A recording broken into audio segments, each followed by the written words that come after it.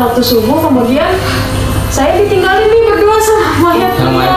Iya, saya lihat dalam satu ruangan ini, di lorong pojok saya ditinggalin sama mayat beliau berdua aja. Cuman hanya berdua. Hanya berdua, tidak. Jumpa kembali sahabat dengan channel Babu Lukman Har. Tayangan adanya tanpa rekayasa.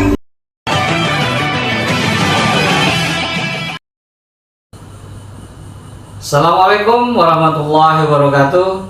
Jumpa kembali sahabat di mana saja berada. Semoga sahabat senantiasa diberikan kesehatan, diberikan kemudahan, kelancaran dan keberhasilan dalam segala urusan-urusannya, sehingga mendapatkan keberkahan dalam segalanya. Amin ya rabbal alamin. Sahabat yang mungkin pada hari ini kurang sehat, semoga kesehatannya pulih kembali dan bisa beraktivitas kembali.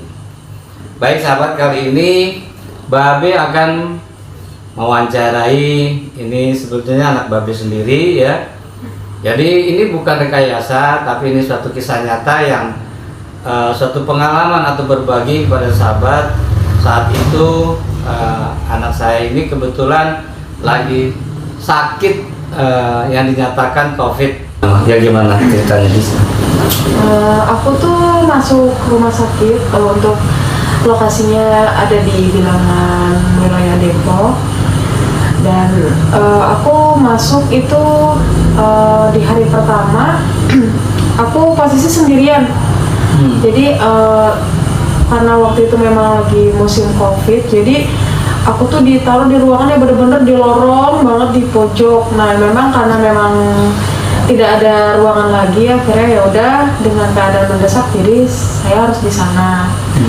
Untuk di hari pertama aku sendirian. Dalam satu ruangan itu memang harusnya ada 2 orang, karena aku ya udah jadinya aku sendirian.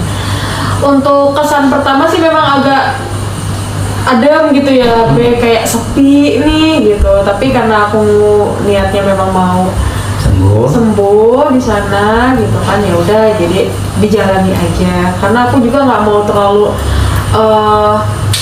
apa ya namanya, kayak semacam halusinasi gitu. Jadi aku jalani aja, aku aktivitas seperti biasa. Di hari pertama itu aku masuk di pagi jam 10 masuk. Alhamdulillah langsung dapat kamar di jam 3 sore. Nah setelah itu aku semalaman sampai ke hari keduanya.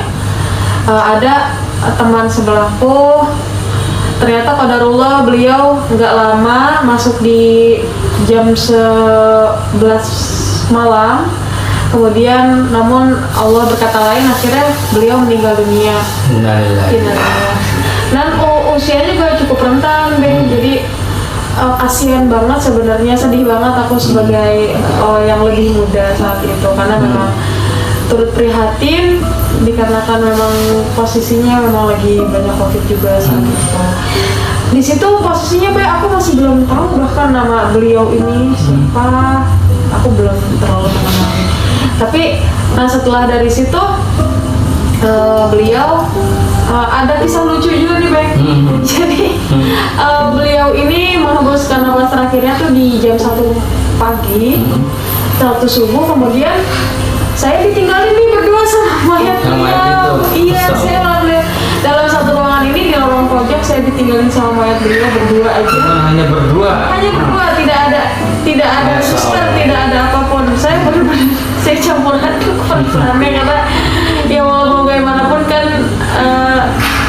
saya tidak seberani itu. Iya, nggak bisa apa-apa lah. Iya, tidak bisa apa-apa. Sudah ditempatkan di situ. Karena saya kan tidak bisa keluar minta tukar untuk ruangan pun memang sudah penuh. Jadi saya benar-benar berdua dengan jenazah tersebut gitu. Dan dari jam 1 sampai jam 3 jadi saya hanya berdua-dua. Masya Allah, sama mayat. Saya sama mayat berdua-duanya selama 2 jam lebih. Kemudian jam 3 para petugasnya masuk. Kemudian karena memang posisinya COVID, jadi di wrap ya, diplastikin. Nah setelah diplastikin saya ditinggal lagi. Kemudian baru diangkat. Nah, setelah itu saya baru ngerasa kayak, ih akhirnya agak lain ya nih ruangan gitu.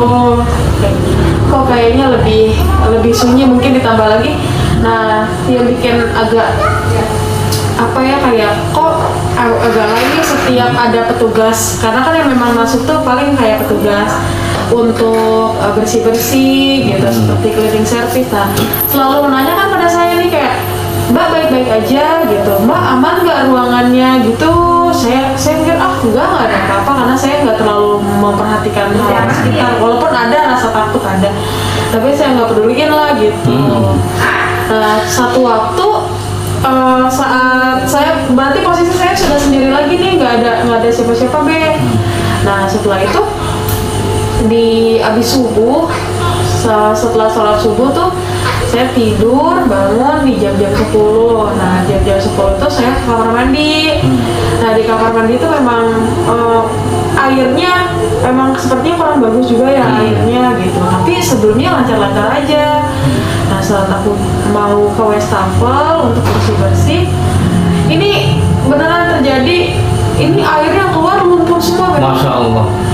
Lumpur, dan lumpurnya tuh benar-benar lumpur hitam, agak-agak berbau gitu. Allah Akbar. Makanya saya mikir saya benar-benar cuci tangan tuh ya nggak bisa. Maksudnya saya pengen lihat hati kan bersih-bersih. Itu saat itu pas Gadis melihat seperti itu, apa yang ada di pikiran Gadis? Apakah ini memang kok ada lumpur atau gimana, tanda tanya?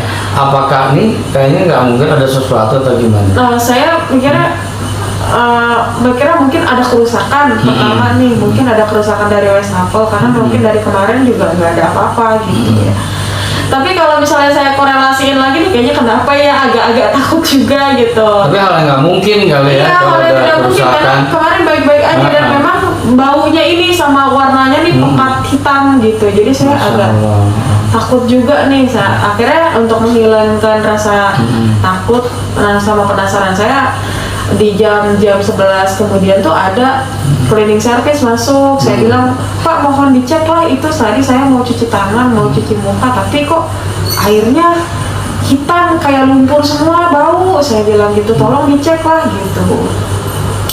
Setelah dicek sama beliau, airnya tuh tidak keluar, tidak ada airnya, tidak ada airnya. Dan nggak ada bekas. Tidak ada bekas lumpur juga nggak ada. Akhirnya beliau juga memastikan pada orang yang bagian memerhatikan pipa dan keran segala macam, dikonfirmasi katanya tidak ada masalah apa-apa. Dan kemudian saat balik lagi, airnya mengalir bersih, tidak ada berbau sama sekali, tidak ada bercak-bercak sama sekali. Pokoknya saya, waduh, apa yang saya ini, tapi memang benar kejadian ini saya alami gitu. Kan gini, Dis. Kan beberapa kali petugas itu menanyakan, Mbak, nggak ada apa-apa Mbak, baik-baik aja. Berikan ada tanda kutip, ada apa kok nanya seperti itu kan. Nah, terus akhirnya Garis tahu nggak bahwa kamar itu ada sesuatu, bagaimana? Alhamdulillah setelah 2 hari kemudian di situ saya dinyatakan sembuh. Alhamdulillah saya dinyatakan sembuh. Akhirnya saya keluar dari ruangan tersebut. Saya mendapatkan informasi dari salah satu satpam dan segala macam. Di sana menyatakan bahwa Mbak, kok Mbak berani Mbak di ruangan itu, katanya gitu. Nah, sejauh ini memang ruangan itu tidak ditempati sama pasien seperti itu. Katanya mungkin karena saya mikir mungkin karena keadaan urgent gitu ya. Karena memang katanya untuk cleaning service dan lain pun jarang menyentuh kamar tersebut. Dikarenakan katanya ya mungkin ada hal lain yang mungkin yang pernah beliau lihat gitu ya. Tapi sejauh ini sih yang saya dapatkan ya si air. Berarti Garis menempati kamar yang memang tidak pernah ditempatin karena ada suatu sering gangguan-gangguan yang mengganggu pasien. Betul. Dan ini karena COVID dan mungkin urgent dan tidak ada tempat lagi, terpaksa Gadis ditempatkan seperti itu. Iya. Untung saja Gadis ini artinya tidak dikasih tahu dari awal, jadi cuma ada pertanyaan-pertanyaan yang kok kira-kira menjurus yang menakutkan kan gitu. Dan lagi bisa melewati bersama mayat dalam 2 jam. Ini sangat luar biasa. Itulah gimana? Saat saya di ruangan itu, saya kan memang tinggal berdua dengan jasad tersebut, dengan mayat tersebut.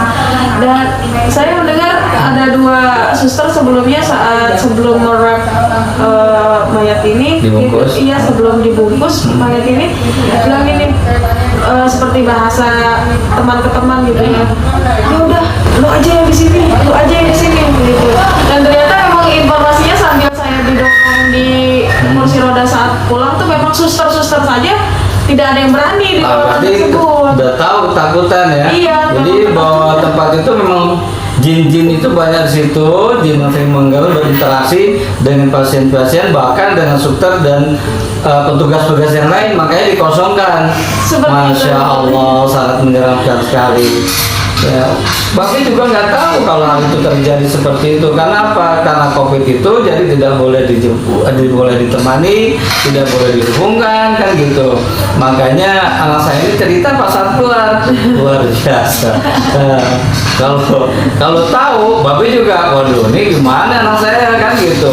Karena udah pikiran sakit dan nanti jadi pikiran ada gangguan-gangguan gaib, tapi alhamdulillah atas doa semua Allah melindungi anak Babe sehingga diberi kesehatan, dijauhkan gangguan-gangguan gaib, hanya diperlihatkan seperti itu. Jadi memang adanya kamar tersebut di rumah sakit tersebut, dan di sini mohon maaf saya tidak perlu menyebutkan rumah sakitnya karena privasi ya. Tetapi tentunya di pengalaman ini memang adanya tidak ada rekayasa. Itulah yang terjadi sahabat. Semoga tayangan ini bermanfaat menjadi atau menambahkan keimanan kita pada Allah Subhanahu wa taala. Terima kasih sahabat. Mohon maaf, hasbunallahu wa ni'mal wakil. Assalamualaikum warahmatullahi wabarakatuh.